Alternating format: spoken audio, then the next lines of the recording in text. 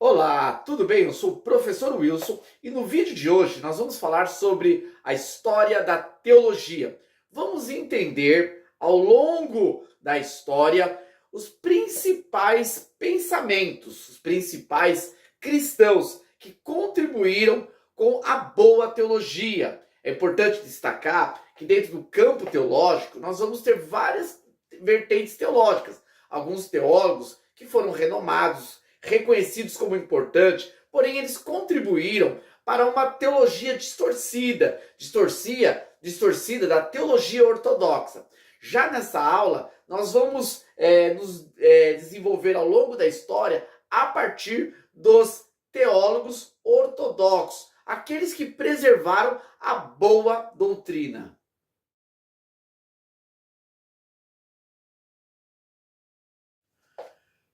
Para começar o estudo da história da teologia, nós precisamos começar com os apóstolos. A teologia apostólica é a teologia do Espírito Santo. Foi escrita por homens, Paulo, Pedro, João e também Tiago. Entretanto, o Espírito Santo inspirou esses homens para que eles pudessem comunicar a teologia perfeita. A teologia apostólica é a teologia extraída dos textos bíblicos. Portanto, podemos dizer que é a teologia de Deus, a teologia correta. Toda teologia que vai vir depois da teologia apostólica, ela vai vir fundamentada nessa perfeita teologia que é a teologia dos apóstolos.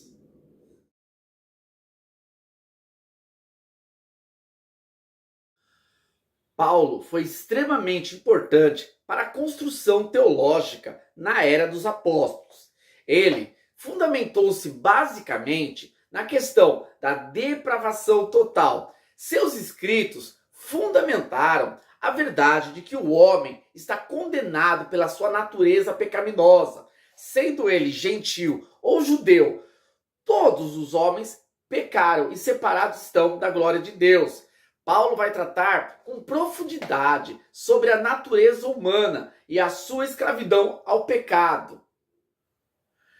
Na sequência, fundamentado nessa verdade da depravação humana, Paulo vai mostrar que a salvação é pela graça e não pelas obras humanas. Paulo vai destacar, basicamente, em todas as suas cartas, essa realidade da salvação pela graça. Isso foi extremamente importante na época, porque havia um rompimento do judaísmo. O judaísmo que era fundamentado no legalismo dos fariseus, que achavam que pela observância da prática da lei, eles eram salvos. E Paulo vai demonstrar claramente que o evangelho se fundamenta na graça. O homem é alcançado por Deus pela graça. E é essa graça que salva. Graça essa que aponta para a justificação pela fé. Uma das doutrinas também muito trabalhadas por Paulo. O homem é justificado não pelas suas obras, mas sim pelas obras de Cristo. A justificação pela fé foi o tema principal da carta de Romanos, principal carta do apóstolo Paulo, e que foi importante na história da igreja, em especial no século XVI, na Reforma Protestante.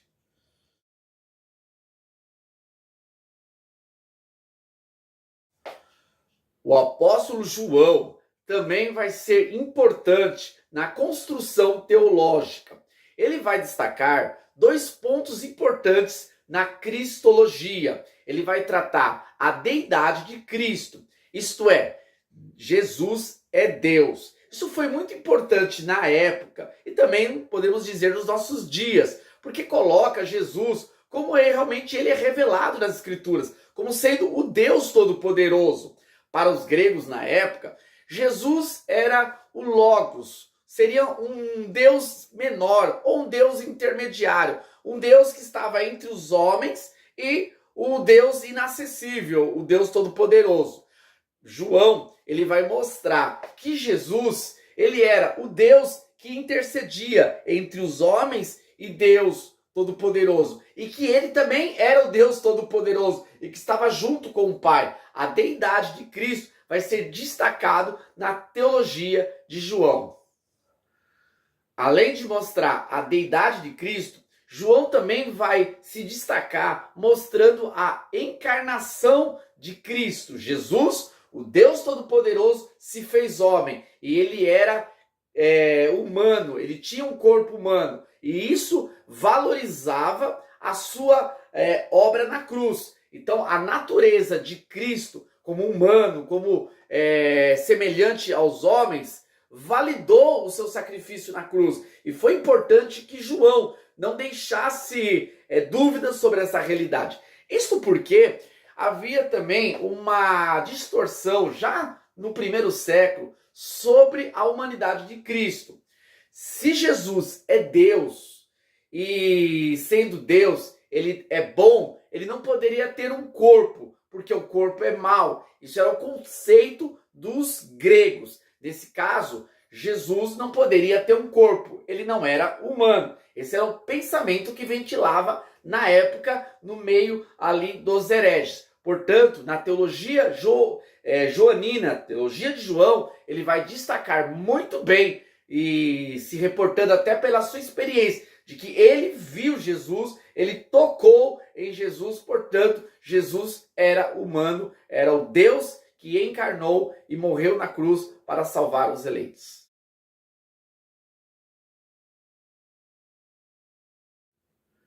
Não menos importante, Pedro também vai contribuir com a construção teológica. Porém, Pedro ele vai se destacar por uma teologia mais pastoral, uma teologia mais prática. Em seus escritos, ele vai mostrar como um verdadeiro cristão deveria se comportar. Isso na comunidade, na família e também na sociedade.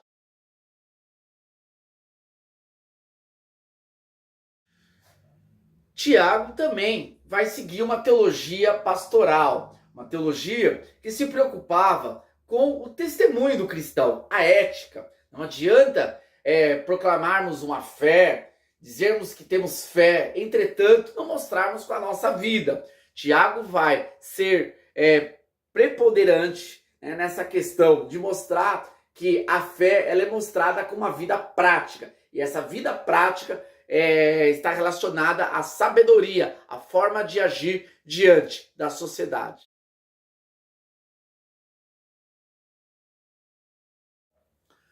Teologia patrística ou teologia dos pais da igreja.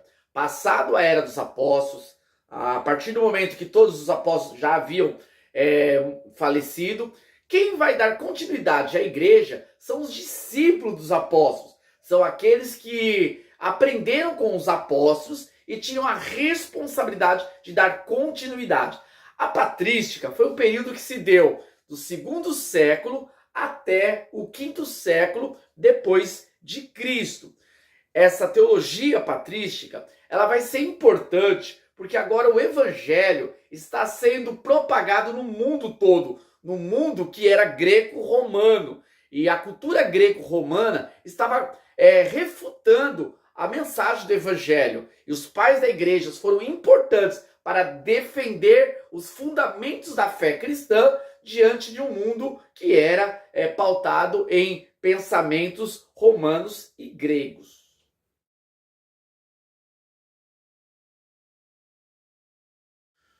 Justino Mártir nasceu no ano 160 depois de Cristo. Ele era filho de pais gregos e havia nascido na Palestina. Depois de passar pelo estoicismo, pelo platonismo, pelo aristotelismo e também pelos pitagóricos, Justino Mártir vai encontrar a verdadeira filosofia através da mensagem de Cristo. Para ele, Cristo, o Evangelho, é a filosofia perfeita, é a filosofia que trazia todas as respostas às suas indagações. Como filósofo, ele vai continuar o seu ofício de discutir pensamentos e ideias, mostrando que a filosofia cristã, a verdade do Evangelho, é superior a qualquer pensamento. Ele vai ser importante nos embates teológicos na época, defendendo de forma apologética à verdade cristã.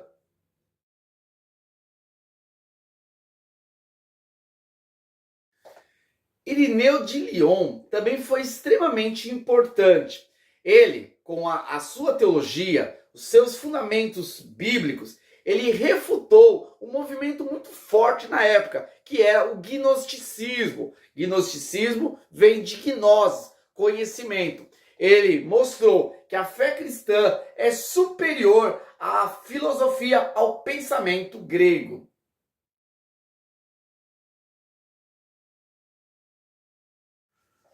Dando um pequeno salto na história, chegamos no quarto, quinto século depois de Cristo. Temos aí em Agostinho um dos nomes mais importantes do pensamento cristão.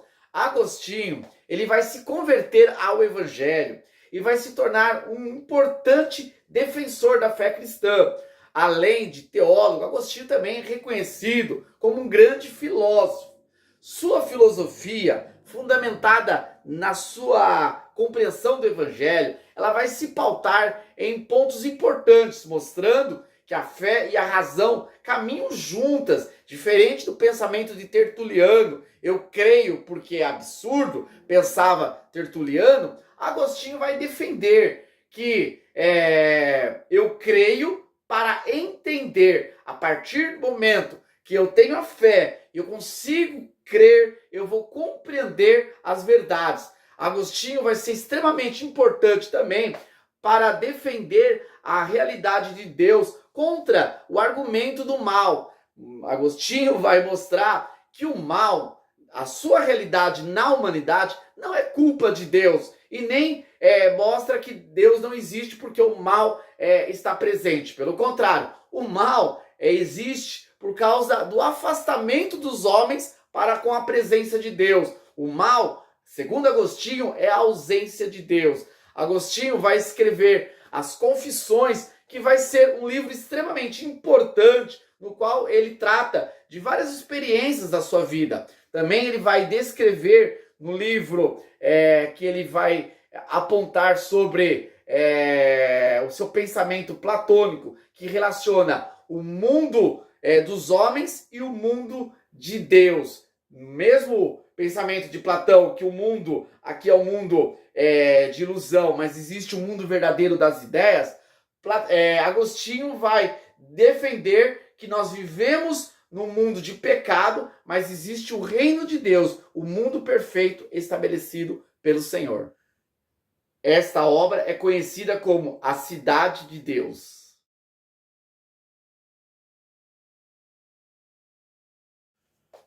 Temos a teologia escolástica, que vem na sequência, na Idade Média, a partir do século XII até o século XIV e XV, que vai ser fundamentado para o crescimento do conhecimento de Deus, partindo do uso da razão.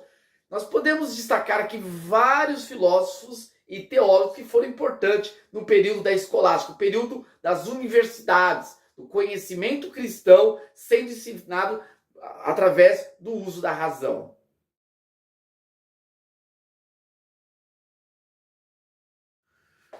Tomás de Aquino vai ser um importante teólogo que vai conseguir defender a relação da fé e razão, que já estava sendo posta em xeque por causa do aristotelismo. Tomás de Aquino vai dizer que a razão é serva da fé, mas que a razão também é importante. Pela razão, podemos conhecer Deus, saber que Deus existe. Ele vai criar as 5 vias que provam a existência de Deus a partir do uso da razão. Essa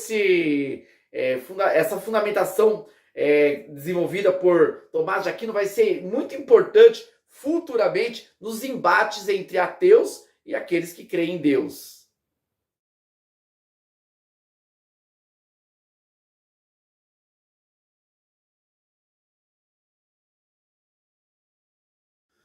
Ainda no período da escolástica, podemos fazer uma menção honrosa aos pré-reformadores, John Wycliffe e John Huss. Eles foram importantes porque eles combateram contra as heresias da Igreja Católica. Mesmo sofrendo vários ataques, eles permaneceram firmes na fé e foram importantes para a reforma protestante que aconteceu posterior à vida deles, quando eles confrontaram a Igreja Católica.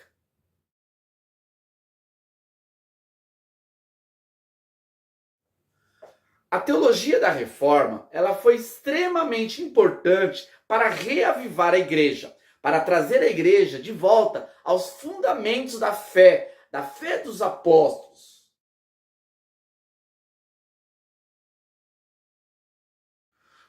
Lutero foi aquele que realmente confrontou de uma forma muito ostensiva o que estava sendo ensinado de forma errada pela Igreja Católica. Ao escrever 95 teses e colocar na porta da igreja de Wittenberg, realmente Lutero provocou o Papa e toda a comitiva católica da época. Foi excomungado, mas através das 95 teses, esse protesto de Lutero, começou-se um movimento de revolta contra os maus ensinos. Lutero foi importante para trazer de volta a fé, a justificação não pelas obras, mas sim pelas obras de Cristo.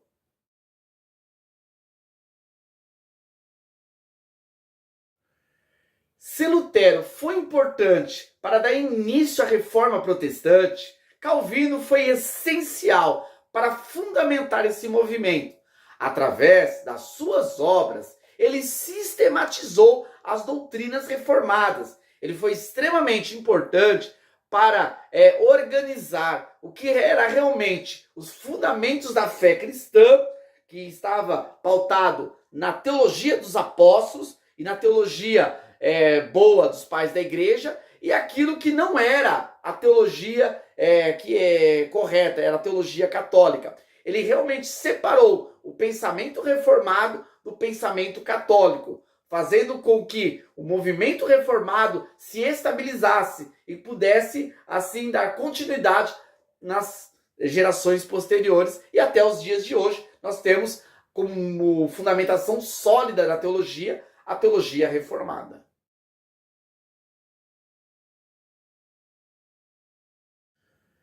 E chegamos na teologia contemporânea, a teologia dos nossos dias. Teologia essa que, apesar da contaminação pela teologia liberal, teologia da libertação e outras teologias heréticas, nós vamos entender que Deus ainda tem preservado a sua igreja, os homens santos, homens que têm dedicado sua vida para defender as verdades cristãs.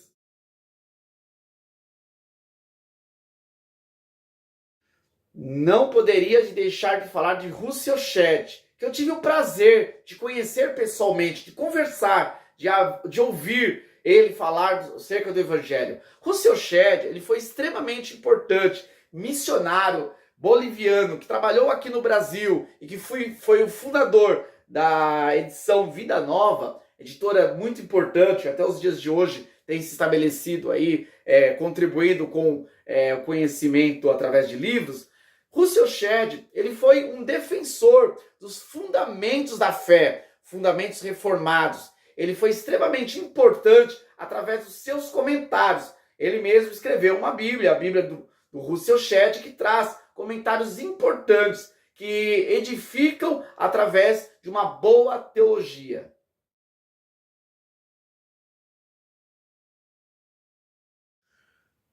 Temos também Norman Geisler, que é importante na área da apologética.